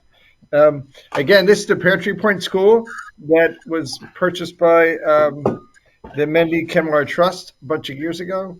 We approved the subdivision into 4 lots and changed a bunch of items. There's a lot of construction that's gone on there, and Wilder's going to give us an update and probably ask us for something. That's correct. Thank you. We had, as part of this subdivision, we declared an open space restrictions and easement affecting the waterfront strip of land on the far side of Pear Tree Point Road from the main development. And that document was recorded in June of last year. We then went to the DEEP to get a dock. And you may recall that we proposed a community dock, which was a little bigger than what would otherwise be permitted and a little longer and extended into deep water. Not deep water, it's like 18 inches that mean low water. But so as part of that, they reviewed the Declaration of Open Space and Restrictions. And some analyst up at the DEEP said, we need to amend this to make it really clear, although I thought it was perfectly clear, that you could not use the other open space parcels, open space 1A and 1B, which are north and south of the dock site, to be used for any structures, is what we said. Well, they came back and they said in the letter that I sent to you, and if I can share the screen, I'm happy to show you what the language they wanted on it. But it's highlighted in my letter of April 12, which was circulated to you all. We, the DEEP, need a provision that says all of the lots. Are you allowing me to share? Great. Yeah. Okay. We're gonna try. Let's see. Share. You should have it, Wilder. Let me see. Share. That's right. Access. Choose what to share. Boom. On screen one. Share. Okay, let me make this big. There you go. Okay, so there's the email, and the highlighted portion is what was a direct quote from the DEEP email, David Blatt. And what we did was we need a provision that says all of the lots can only obtain littoral access, meaning littoral means water, riverfront access or access to the river, through the dock parcel and structures thereon, and may not construct any other docks, piers, or other structures or encroachments for obtaining access to the water. So since we need a dock and DEP said we have to do this, we proposed an amendment. And the amendment is this amendment, which I sent to Patty Gogg, and it amends section 1A, a new section 1A, which says each of the lots, blah, blah, blah, blah, blah, blah, which is basically a transcription of his language. And this is an agreement that is to be signed by Hans Mendy as trustee of the owner.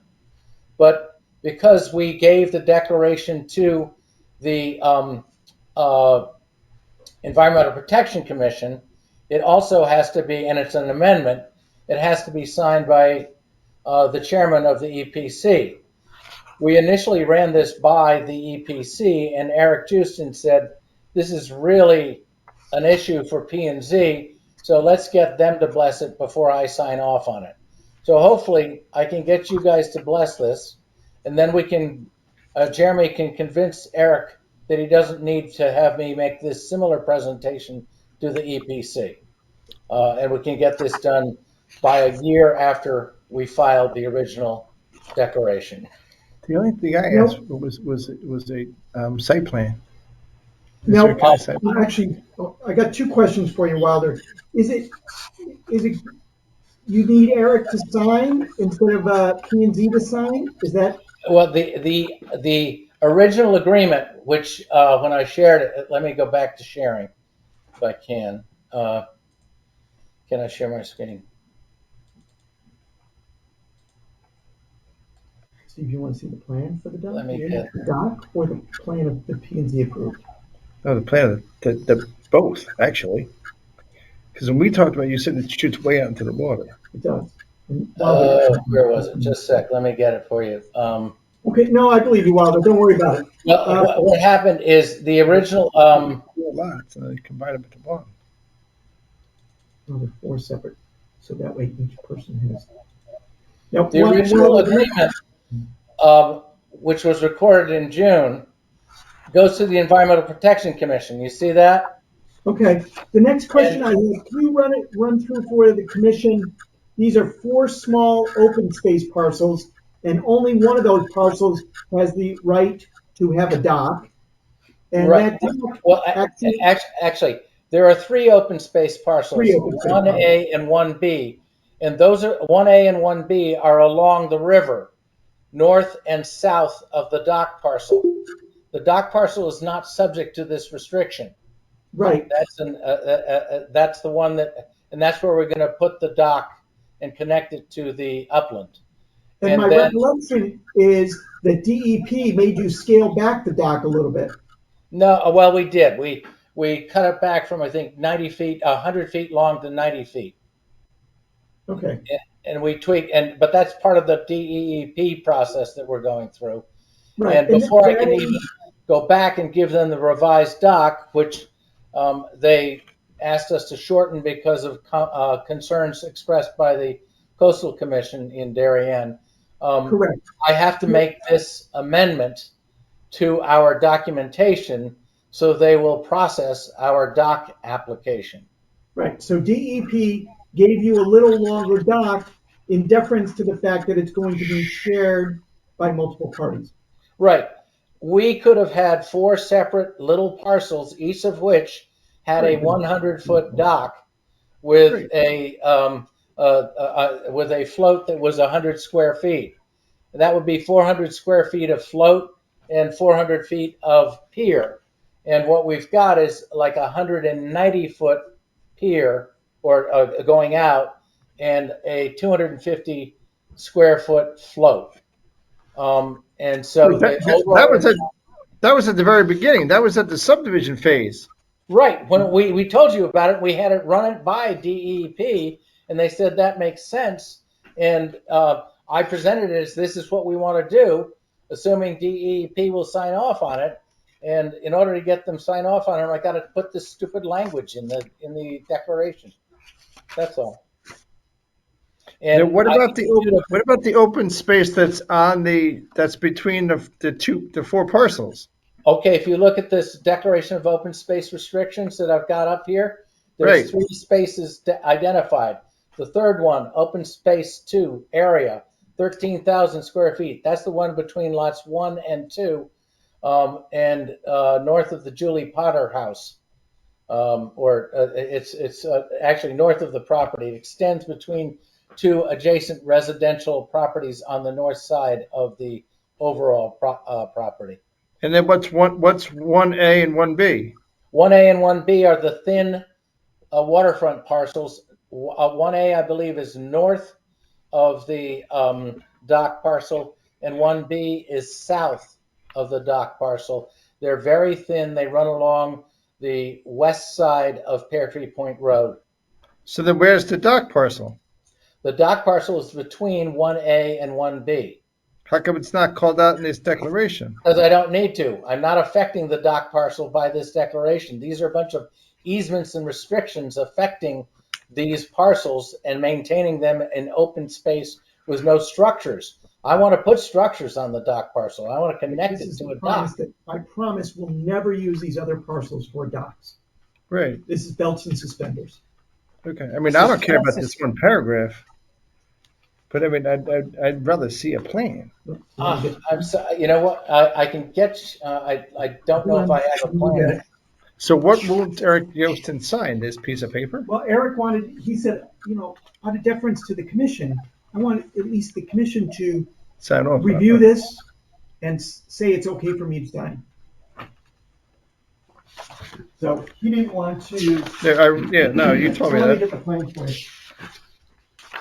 Steve, I'm sorry I didn't include I thought this was such a small matter that it's just language and technical. But if you imagine the strip of land along Pear Tree Point Road, you have. Yeah, see, I can't imagine. That's the problem. Yeah, it's a very. You're a words guy. I'm a plans guy. I get that. I just can't. I can't get my hands on it because I'm not in my office. I could probably pull it up and show it to you. If I have to come back and do this again, I will. But I would hope you could trust that Jeremy's looked at this. He thought it was fine. I've actually been waiting to do this for several months. It was in February that DEP told me that they wanted this additional language. It's basically open space 1A and 1B are affected, and we have to put in this protective language. The protective language says that these two parcels, 1A and 1B, can only obtain littoral access through the dock parcel and the structures thereon. The dock parcel is between them.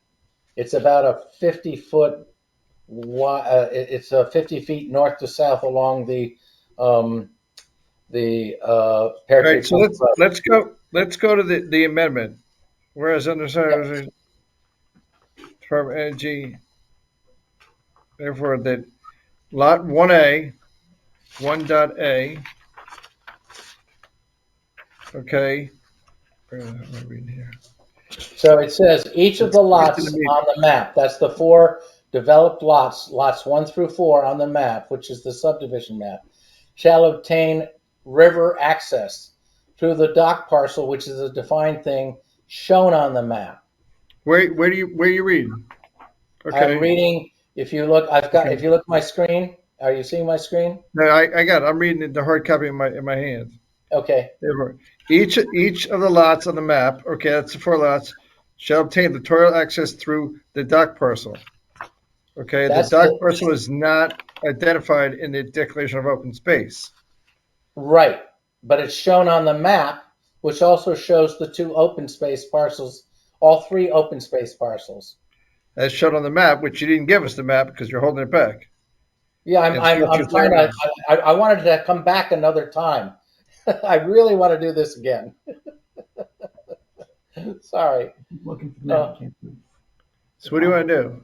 All right, wait, because there's no map. I mean, so it says. The map.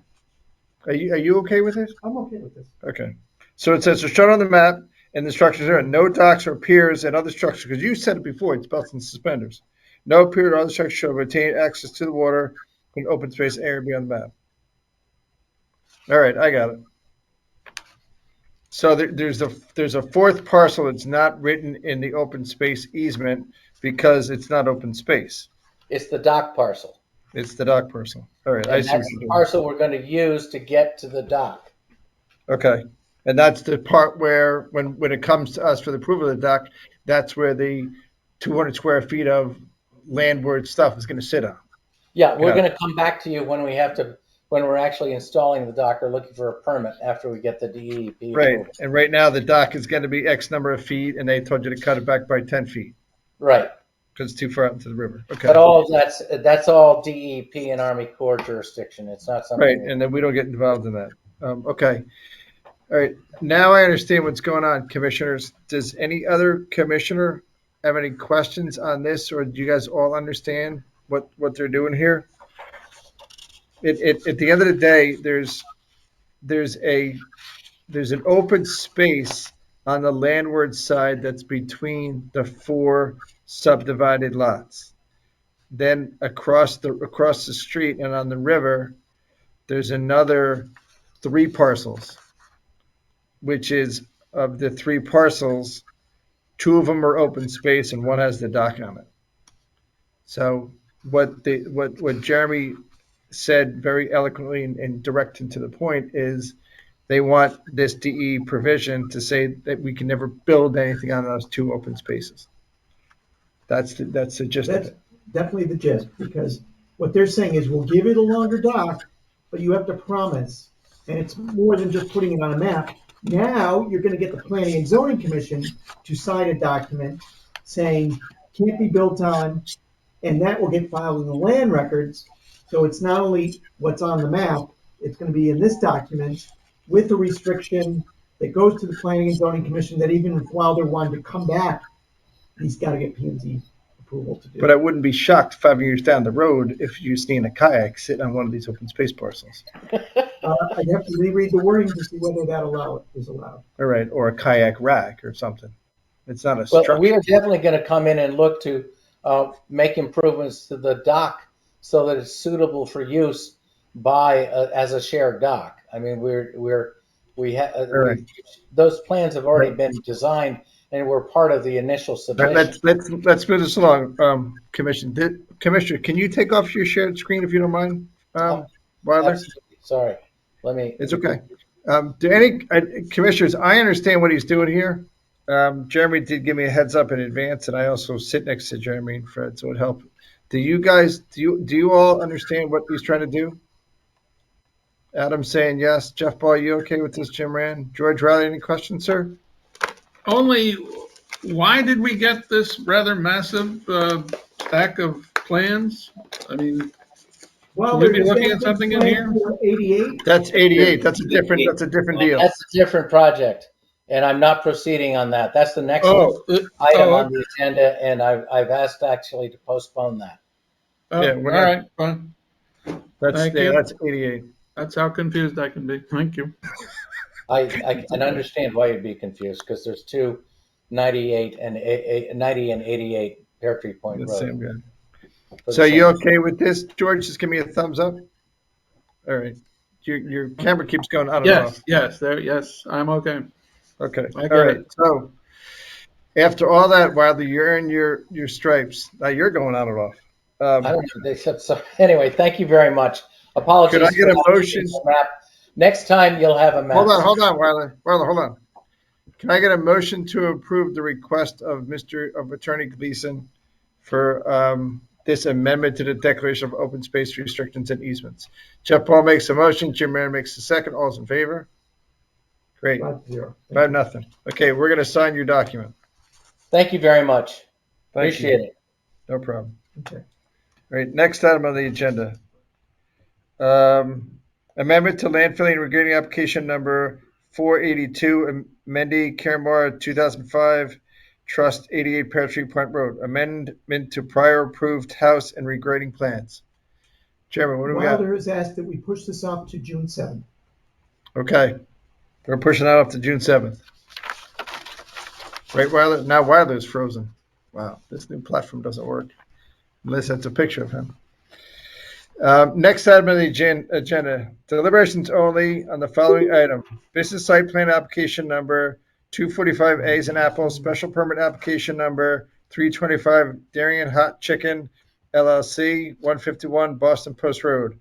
Proposal to establish a new 3,500 quick service restaurant with drive-through facilities in space previously occupied HSBC Bank and perform related site development activities, including installation of new landscape areas, landscaping, lighting, and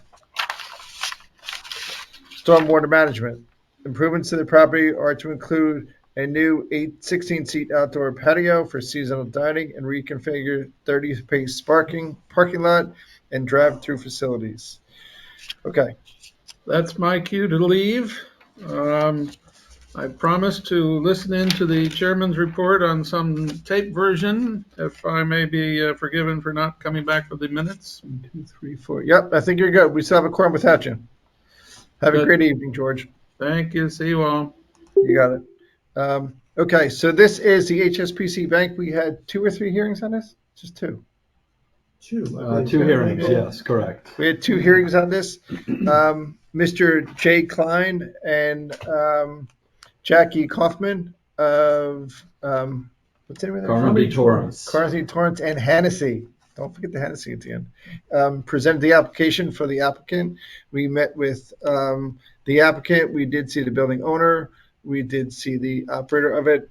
At the end of the day, the parking seems like it's going to work. They displayed that in their application period.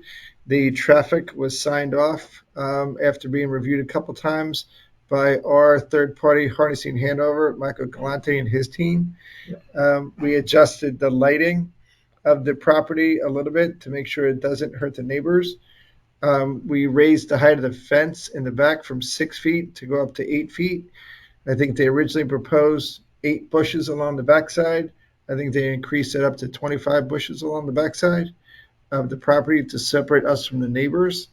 Stormwater management was presented and signed off by Joe Canis, our third-party tie and bond special engineer on the project. We talked about Uber Eats and DoorDash and Grubhub cars, and they're not going to have it. We talked about their app. We talked about their hours. We talked about softball teams going there and my daughter's car getting in the drive-thru making noise. All those items were covered and signed off on. So at the end of the day, I think they checked all the boxes. and put forth a very nice and complete application, worked well with the staff. And I think they displayed a very good application, and it's a good use for this facility that's been vacant for about 3 or 4 years now. I open it up to the commission. Anybody has any questions, comments, concerns, and thoughts on this deliberation process going forward? Who wants to go first? Anybody? Adam, you're at the top. Might as well. No, I don't have any anything of concern. I think that they did, as you said, a pretty good and thorough application for this, and certainly addressed everything, including the neighbors. So nothing for me. Fantastic. Jeff Ball, you're next on the list. Any questions, concerns, comments?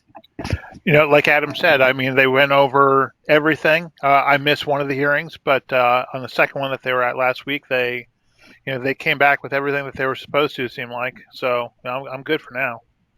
Fantastic. Jim Rand, any questions, sir? No, I'm okay with it. Fantastic. Okay. So we got 4 yeses. So I would like to instruct staff to draft up a resolution on this. Would be a positive resolution. Yep, we'll aim for June 7th or 14th. Fantastic. Okay. That's great. That's it. That is it for the bulk of the general meeting. The next item, chairman's report. I'm going to just pass on that. I don't think I have anything to add for that tonight. Director's report. Jeremy, have anything special? No, nothing to add. Our next meeting is next week, May 24th. It's going to be a very full public hearing night. And then the meeting after that is June 7th. Again, Fred was just putting together a legal notice. That will also be a very full public hearing night. Okay. Do you want to do the approval of minutes? Yeah, we have 2 sets of minutes for you to run through. Okay. The only item I do want to put in, I guess, in the director's part, I hate going back, is I was told, I didn't see it last night or Monday night, the Board of Selectmen voted to approve $45,000 in appropriations for Great Island. They hired an engineer. And I think they hired a landscape consultant to keep moving the Great Island process further. All right. Minutes. First minutes we have are January 4th. Why go January 4th? What I thought was in the middle. We did a lot of February, we had a few March. We just never got around to January, and here it is. A blast from the past, I'll call it. All right, January. The first one was the Norton Heights Shopping Center was on here. Well, that was a continuation of public hearing for Norton Heights. Then the Goddard School, going through that whole thing. That was all about the Goddard School. We had a lot on the Goddard School. We have since approved that. So it's just putting in paper. Going into the general meeting, we talked about deliberations on Pratt Island, which probably was eventually approved. And that's about it.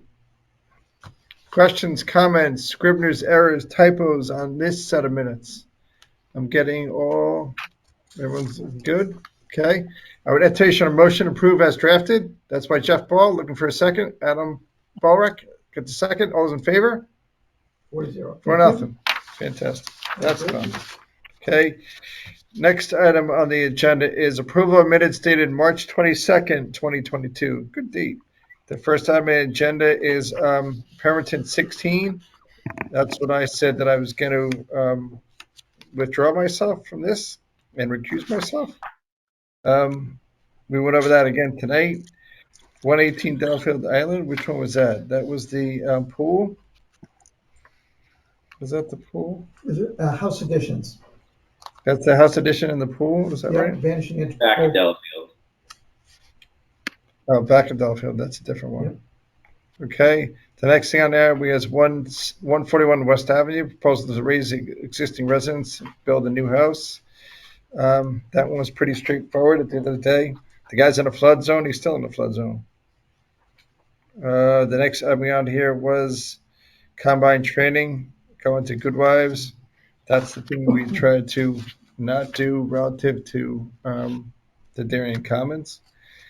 The next item on here is flood zone reversion for 141 West Avenue. They come up twice. Yeah. That's because he didn't appear, and then we jumped to the next agenda item. And Now then, we came back, yeah. I had to track down Darius, and he then, He showed up. it was a virtual meeting. Yep. And we got that. Next item on here was the Road Heights Shopping Center again, proposal to applicants proposal to demolish existing buildings and plazas. And then here is our Road Heights resolution, Very long resolution, yep. which we can't change. So that we just go through. And after that, we have what else? That's it. That's it. Including housing zone requirements, sequencing, everything's in here. Fantastic. A sequencing plan, respect for submitted. What is all this stuff? Let's all this on page. That was stuff we didn't get to that night. It was a very long night. As you could see that We we just punted basically it. said, yep, we can't get to this stuff, and the meeting was a 4-hour meeting. Yeah. Okay. Questions, comments, scribner's errors, typos in this one. Okay. Looking for a motion to approve as submitted. Adam makes a motion. Jim makes a second. All's in favor? 4-0. 4-0. Thank you all. 4-0. Okay. Next item, since this is a special meeting, no other business can be added. Our next meeting is going to be next Tuesday, May 24th, and after that is Memorial Day weekend, so we have no meeting on that Tuesday. Then we have June 7th after Memorial Day, and we talked about a couple items from tonight coming on June 7th. What's special on May 24th? Anything?